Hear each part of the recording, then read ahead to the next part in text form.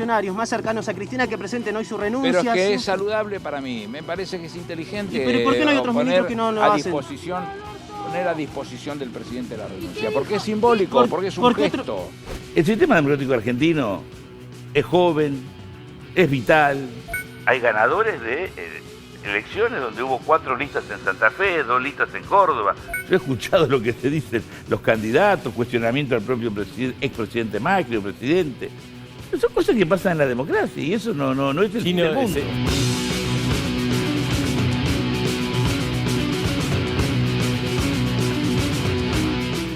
Habló hoy Hugo Moyano, el ex secretario general de la CGT, igualmente sigue siendo un dirigente de muchísimo peso en el universo sindical. ¿No? Apoyo al presidente de la Nación. Ahí tenemos, dice, la unidad del Frente de Todos no está en riesgo, pero hay que tratar de evitar desencuentros. Vamos a compartir algunos tuits del presidente, porque hoy también el presidente se manifestó. Dijo el presidente, la coalición de gobierno debe escuchar el mensaje de las urnas y actuar con toda responsabilidad. Esto es un poco lo que decíamos recién, debemos hacerlo y lo haremos para asegurar que se satisfagan las necesidades de nuestro pueblo.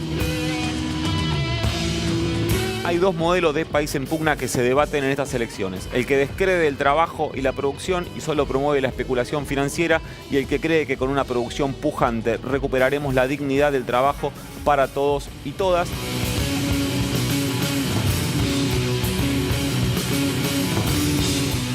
La publicación por parte de Cristina Fernández de Kirchner de un mensaje amplio que ya podemos repasar. Confío sinceramente que con la misma fuerza y convicción que enfrentó la pandemia, el presidente no solamente va a relanzar su gobierno, sino que se va a sentar con su ministro de Economía para mirar los números del presupuesto. Estoy convencida que será imposible solucionar los problemas que dejó el macrismo: bajos salarios, altísima inflación, endeudamiento vertiginoso con acreedores privados, la vuelta del FMI con un préstamo de 44.000 millones de dólares, etcétera, etcétera, votando al macrismo o votando sus ideas.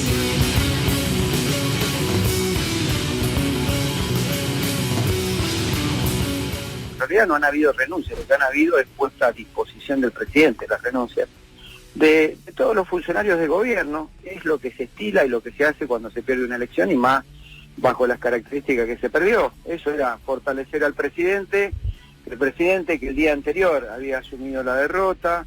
Me parece perfecto. A mí me parece perfecto cuando alguien pone a disposición su cargo cuando hay una elección perdida. Me parece muy bien. Al revés, no me parece grave. Es lo más razonable del mundo. Es lo más razonable del mundo. Y después de un proceso electoral es lo más habitual que un funcionario ponga a disposición de quien conduce la renuncia. Hablar de crisis no creo que sea una crisis. Me parece que la vicepresidenta ha sido muy clara y lo ha dicho de manera indeleble, como lo hace siempre. Pero entiendo también que seremos lo suficientemente capaces, o la inteligencia de nuestros líderes será lo suficientemente capaz como para, como decía recién, tomar cada uno de los posicionamientos, tomar la lectura correcta del proceso electoral del día domingo pasado, analizar claramente lo que nos dijo el pueblo argentino y sacar las resoluciones correspondientes, ¿no?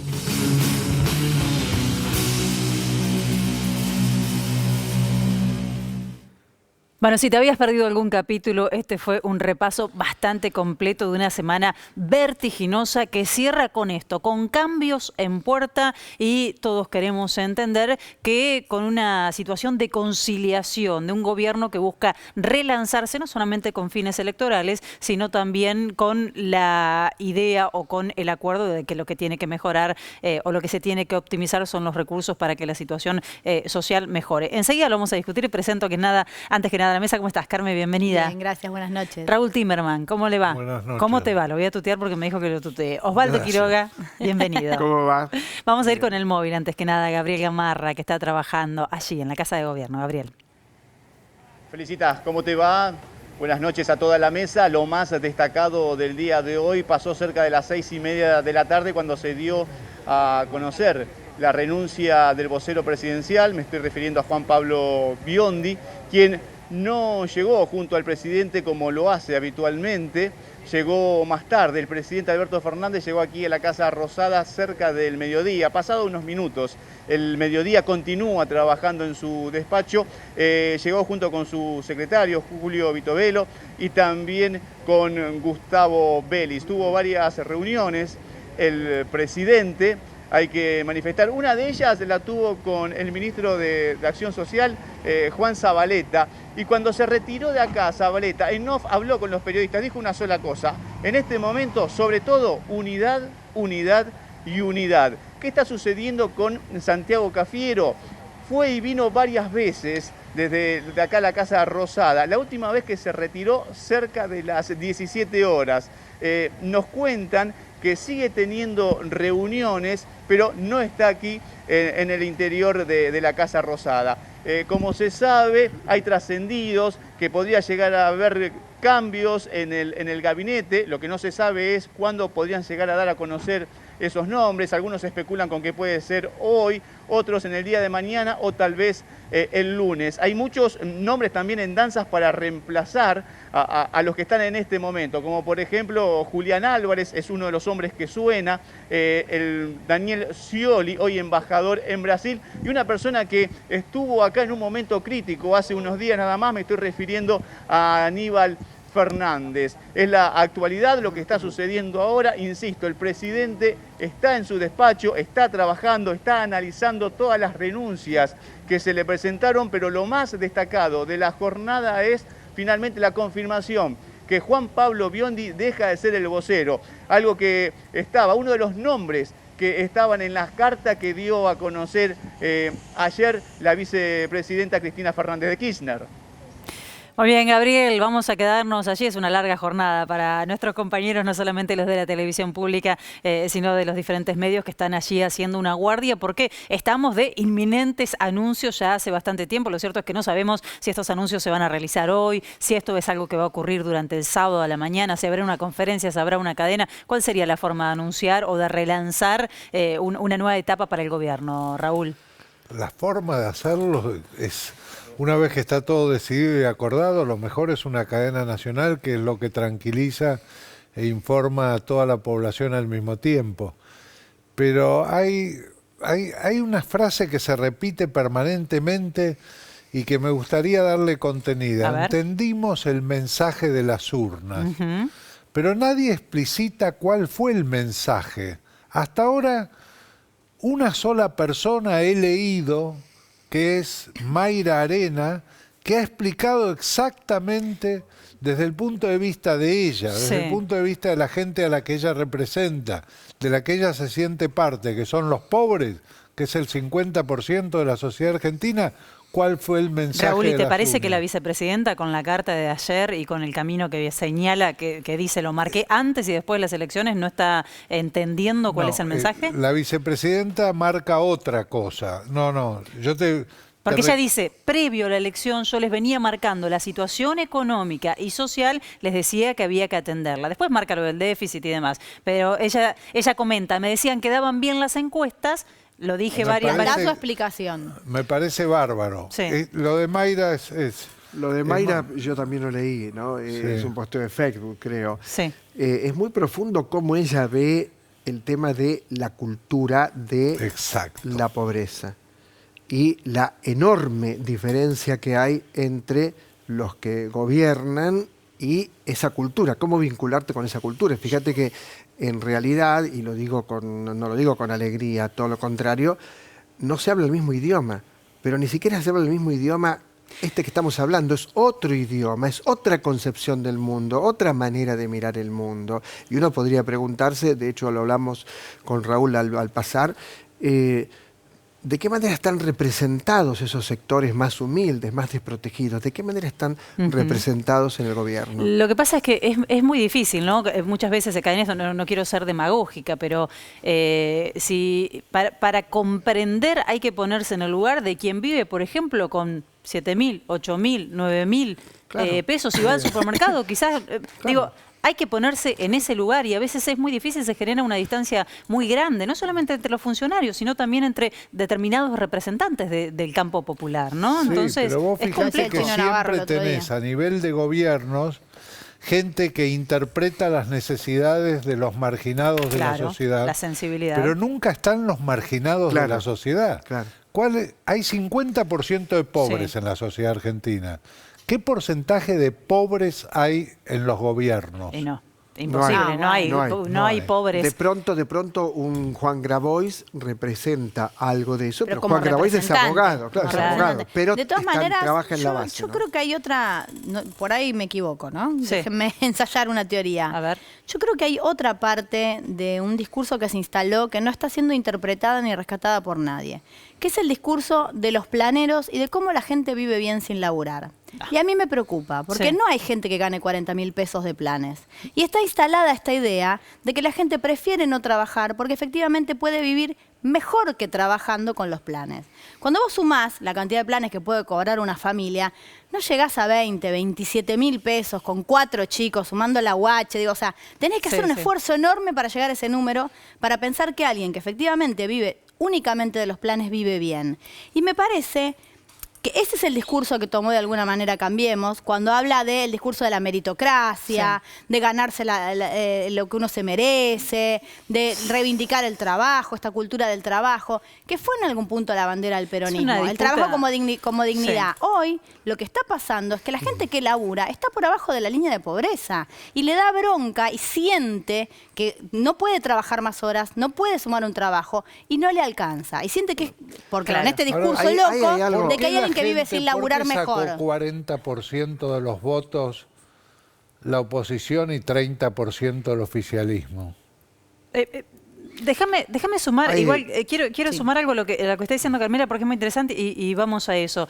Esa estigmatización constante sobre la figura del pobre. El pobre tiene la culpa de todo, tiene la culpa del déficit, tiene la culpa de los endeudamientos, tiene la culpa de la delincuencia. Digo, nos acostumbramos y naturalizamos, pero fíjense ustedes que nunca hay una mirada estigmatizante hacia, por ejemplo, las grandes empresas a las que se le pagaron los salarios durante la pandemia, las que evaden impuestos, las que se niegan a pagar el impuesto, las que buscan la flexibilización laboral para dañar a los trabajadores y quedarse con 2 pesos más en el bolsillo. Digo, ¿cómo naturalizamos esa mirada estigmatizante hacia el que menos tiene? ¿No? Pero ¿quién la naturaliza? La pregunta es ¿quién la naturaliza? Pero el discurso... Porque ganó esa mirada. Hay 2 modelos de país, el otro modelo ganó la elección. ¿Qué quiere decir? ¿Que la gente prefiere el otro modelo?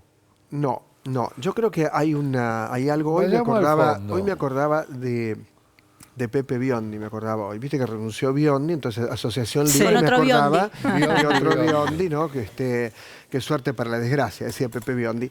Pero ¿por qué digo esto? Hay una teatralización de la política que yo no estoy seguro que esto sea bueno para la política y que en un contexto como el que están describiendo de dificultad económica muy, muy grande puede generar indignación.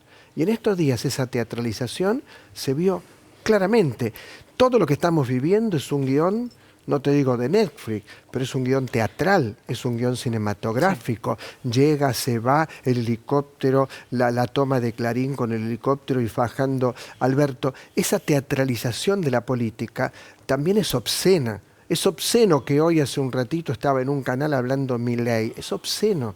Es obsceno que jueguen con esto y que no utilicen los mecanismos que hay que utilizar para decir que podría ser desde una cadena nacional hasta yo no creo si la gente mecanismo. Está tan pendiente de los medios, Yo creo que sí. A ver, claramente se informan, pero me parece que hay un montón de gente que labura, que no tiene tiempo de mirar televisión todo el día, que escucha la radio cuando va al laburo en el colectivo, cuando puede, que si vos mirás, qué sé yo, los rankings de FM, las radios que ponen música, es lo que va primero, porque la gente necesita despejarse un poco para ir a laburar. Y que sí me parece que le afecta a la realidad y que sí le afecta esta idea de que no parecía haber futuro, que no parecía haber salida. Cuando de verdad, cuando vos laburás, cuando vos trabajás, no tenés zanahoria. Si vos ya trabajás y la plata no te alcanza, no tenés zanahoria. Porque cuando se instala el desempleo, que nosotros hemos vivido en un país sin empleo, vos decís, bueno, el día que consiga trabajo se resuelve mi problema. Ahora, si vos ya tenés un trabajo y ese trabajo no te sirve para mantener tu estilo de vida, y no estoy hablando solo de la clase media, media alta, estamos hablando de la clase media, media baja, que vivía con lo justo. Cuando la inflación afecta directamente los alimentos, estamos hablando de algo básico, pero básico. Claro. Yo me crié en una casa y en una sociedad en la que la fruta se compraba por oferta. Vos comprabas 3 kilos de pera, 2 kilos de manzana. Se te pudre una manzana hoy y te pones a llorar. Realmente los precios están muy... Hay una cuestión de empatía, y vuelvo y cierro lo que estaba diciendo, de la distancia que suele haber entre los funcionarios o entre cierta dirigencia y el ciudadano o la ciudadana de pie, que vive de changa, ni siquiera que tiene un trabajo formal. Lamentablemente hay muchos que están hoy en esa situación. No es necesario que vivan con esos montos para comprenderlo, digo, ¿no? Ganando lo mismo que un trabajador que no está registrado o que no tiene un trabajo estable. Pero sí la escucha, sí la empatía, porque muchas veces ocurre que se produce como una sordera o una negación. Te están diciendo, te están marcando que el gran problema que hay en la calle es la dificultad para acceder a los alimentos. Bueno, hay que actuar en consecuencia, ¿no? Sí, no negar la situación. Cuando él planteaba, profundicemos lo de la obscenidad, porque esa es una parte... Bien, maestro. Yo te podría decir... Es obsceno que haya gente con hambre. Claro. Es obsceno que no tengan acceso a la educación. Y es obsceno que a un pobre que se compra un teléfono celular en 48 cuotas, a la segunda cuota se lo roben. Y tenga que seguir pagándolo y deja de estar comunicado su hijo con la escuela. Todo eso es obsceno. Sí. En el momento de las elecciones, la gente evalúa a quién hace responsable de esa obscenidad. Al gobierno, al que gobierna. Y ahí intervienen los medios, la estigmatización de la que hablaba Felicitas, interviene el microclima que se va creando a partir de estos temas. Ahora, esa obscenidad no hay que alimentarla, hay que combatirla de raíz. Y yo creo que en ese punto el periodismo tiene una deuda terrible con la gente, porque el periodismo le ha mentido. Yo creo que tiene más chance el que gobierna que el que comunica. Bueno, para solucionar los problemas. Pero de todas maneras, obscenidades hay siempre, Raúl, que algo cambia. Se manifestaron las urnas. Sí, claro. Sí. Dijeron, no estamos de acuerdo con esta manera de gobernar. No, porque la promesa y la ilusión era muy grande, porque veníamos dijeron, de un no verdadero creemos desastre. Eso. Exactamente, pero también porque no hubo, tal como empezaste a verlo vos, como empezaron a verlo todos, no hubo una comunicación y un lenguaje adecuado a ese sector que vive en la pobreza y que, insisto con este tema, no habla el mismo idioma pero tampoco que se le los que hizo gobiernan. Llegar. Hubo 3 IFEs, pero hubo 16 meses de pandemia. Claro, duró 3 meses la IFE. Sí. Y hubo 16 meses de pandemia. Y era la única herramienta para el sector más desprotegido. Yo creo que la única manera de modificar las políticas es comprendiendo cuál es la demanda y qué es lo que no se hizo bien. Porque el mensaje de las urnas, si lo tomás como el sonido del cachetazo, lo que suena, pero no el contenido que hay adentro, ¿qué vas a modificar? ¿Vas a modificar, aprobar otra cosa? Claro. ¿O vas a modificar para corregir lo que la gente te está diciendo que no hiciste bien? La gran pregunta hoy es, para mí, ¿no? Si Alberto y Cristina tienen el mismo diagnóstico de lo que ocurre. Porque sería bastante peligroso que no tuvieran el mismo diagnóstico. Yo creo que tienen el mismo diagnóstico, pero que tienen diferentes posturas con respecto a qué hay que hacer. Conocemos cómo gestiona, cómo gobernó Cristina Fernández, sin miedo a enfrentarse a los grupos de poder. Por eso a Cristina Fernández la azotan constantemente en los principales medios de comunicación. De su familia. Hoy su hija hizo un posteo reivindicando la carta de su madre y fue tendencia en las redes con un mensaje, con una violencia, que la verdad vos te pones a ver si decís, estas personas pasean por la calle portando ese nivel de odio realmente. Porque ¿en qué sociedad vivimos? La derecha genera permanentemente discursos de odio. Y esos discursos de odio, lamentablemente, llegan a los sectores más vulnerables con mucha fuerza. Con mucha fuerza, porque no tienen nada que perder. Porque les falta todo. Sí, yo creo, me quedo en lo de Cristina y Alberto. Indudablemente que la crisis llega a un nivel en el cual se hace pública la disputa. Digamos, el presidente elige una hilo de tuit, la vicepresidenta. A veces me llama la atención, y volvió a ocurrir con Sergio Berni, la cantidad de veces que ocurre el fallido de decir presidenta. La vicepresidenta. Bueno, Sí. La vicepresidenta se manifiesta públicamente a través de una carta y ahora da la impresión que todos bajan los decibeles y que están buscando una solución a este conflicto. Digamos, se han roto tensiones dentro de la coalición de gobierno. Se tienen que recomponer porque si no, no hay futuro. Vamos a hablar de cómo se recompone, de cómo puede posicionarse o no el Frente de Todos de ahora en más, pero después de compartir el análisis de Sergio De Piero, sociólogo y politólogo, acerca de este momento que está viviendo la Argentina. A mí me parece que lo que demuestra es que los recursos con los que cuenta la coalición gobernante para resolver los conflictos demostraron ser ineficientes, ¿no? Más que centrarse en actitudes personales y esto, digo, eso a veces me parece que explica poco. Me parece que explica más que es una coalición que se formó hace 2 años para las elecciones de 2019 y que ante una crisis importante, inesperada, que era un resultado electoral en parte. Bueno, los mecanismos internos para resolverlo evidentemente fallaron, ¿no? Me parece que acá se vienen cambios también en el funcionamiento de la coalición.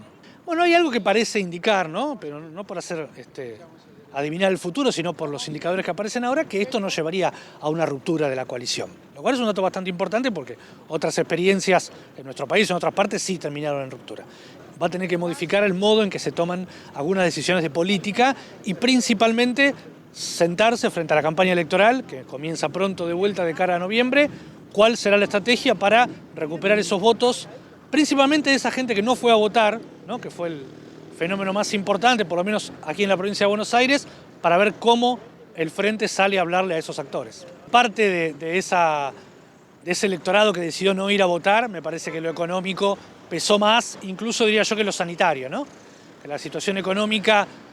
Me parece esto, hubo una reactivación importante de la economía desde hace 8 o 9 meses, pero efectivamente eso es limitado a la hora de satisfacer necesidades de mucha gente, tanto necesidades básicas, ¿no? de vida, como la situación de pequeños comerciantes, pequeños industriales, que todavía van a tardar, digamos, en reacomodarse, ¿no? O el sector informal.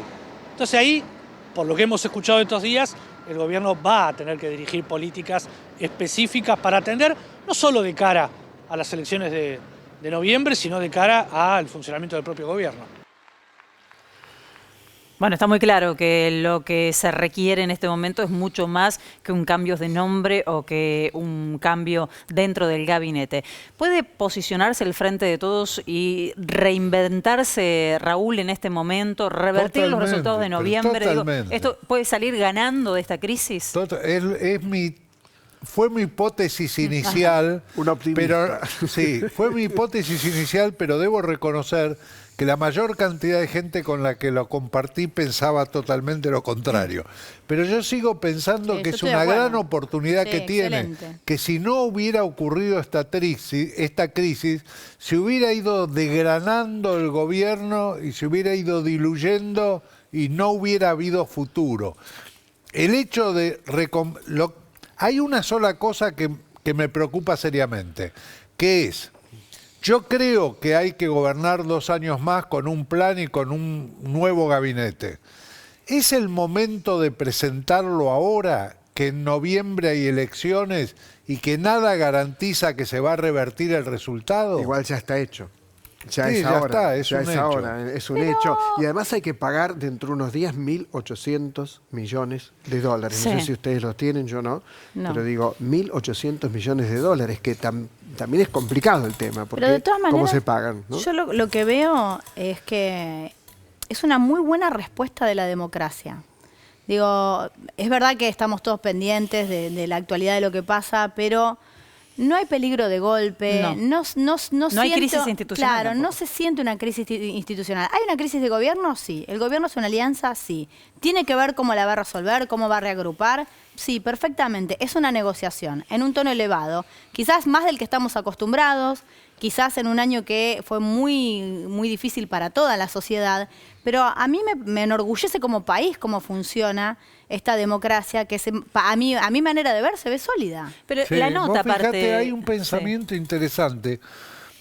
Cuando Alfonsín piensa en la reforma constitucional del 94, su idea era la idea del jefe de gabinete de ministros era una idea del rol de primer ministro, digamos, el que forma gabinete, informa al Congreso, el Congreso da su acuerdo o no. Claro. Y ahora lo que está puesto en duda por la vicepresidenta fuertemente es el jefe de gabinete de ministros. Que puede ser Mansur, dicen, ¿no?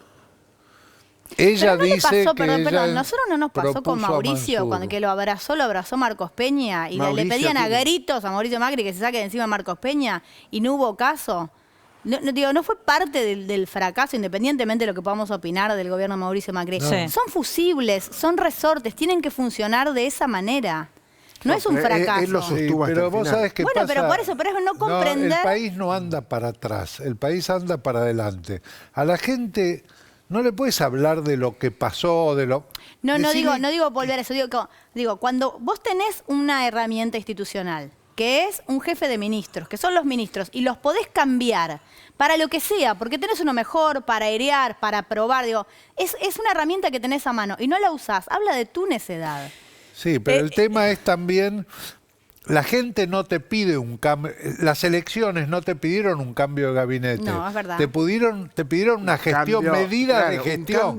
Podrías tomar las medidas de gestión y cambiar el 15 de noviembre. Un cambio que transforme la vida de la gente. Exactamente. Es una señal. El cambio de nombres es una señal. Lo que se espera es que ese cambio de nombres sea acompañado por cambios también en la gestión de gobierno, en las prioridades del gobierno. Se le requiere un poco más de firmeza al presidente con respecto a la protección de ciertos sectores y mirar de nuevo qué está pasando con la economía, si va a pesar más el déficit que se produzca o si se va a priorizar el acompañamiento de los sectores más vulnerables. ¿Vos sabés por qué nunca lo quieren del todo a Aníbal? Porque no, es una muy buena pregunta. No sé si es buena, pero viste que siempre le ladran a Aníbal. A mí me cae bárbaro. No, Aníbal es Aníbal Fernández. Tipo, yo creo que tiene una personalidad. Yo creo que si Aníbal es jefe de gabinete de ministros, la percepción de la ciudadanía va a ser que gobierna Aníbal.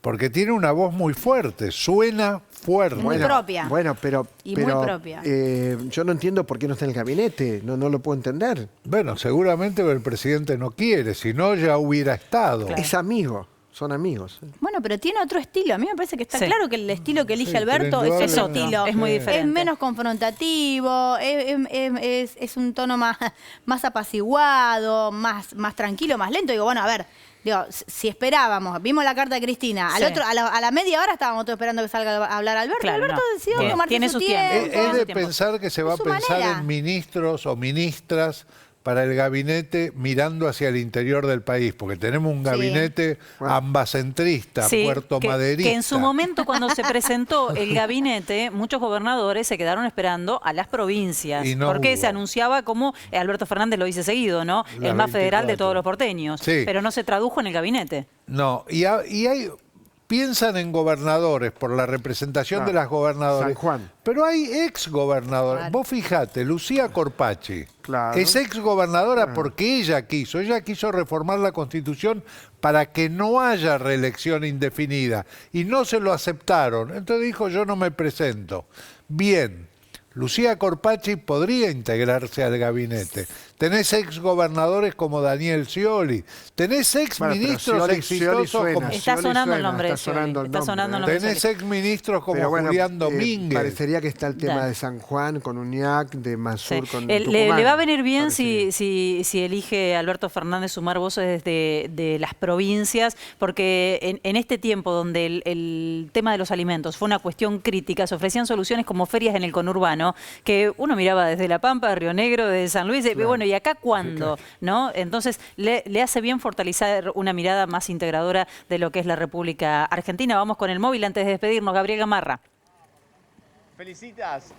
Más allá de lo que dijimos en la primera salida, el ministro de Obras, Gabriel Catopodis, ingresó hace minutos a reunirse con el presidente Alberto Fernández, lo que hace suponer que por lo menos algunos minutos más el presidente de la Nación va a continuar aquí en la Casa Rosada. Muy bien, gracias Gabriel Gamarra, buen trabajo, nuestro compañero allí en Casa de Gobierno. Les digo, ayer abríamos con Catopodis ingresando a la Quinta de Olives, hoy cerramos con Catopodis ingresando a la Rosada, es uno de los ministros no vimos el coche blanco. De más confianza. Hoy no vimos el coche, nos privamos de eso, Raúl. El lunes no estaremos aquí, estaremos el martes. ¿Por qué? Y bueno, la programación de la televisión pública. ¿No se me enoja Osvaldo en el cierre? No, sí. Carmela, gracias por estar aquí. Raúl Timerman, muchísimas gracias. Osvaldo Quiroga, un lujo. Buen fin de semana para ustedes también. Recuerden, el lunes sí, el noticiero estará en una versión más compacta y el martes ya normalmente nos encontramos aquí a la hora 19.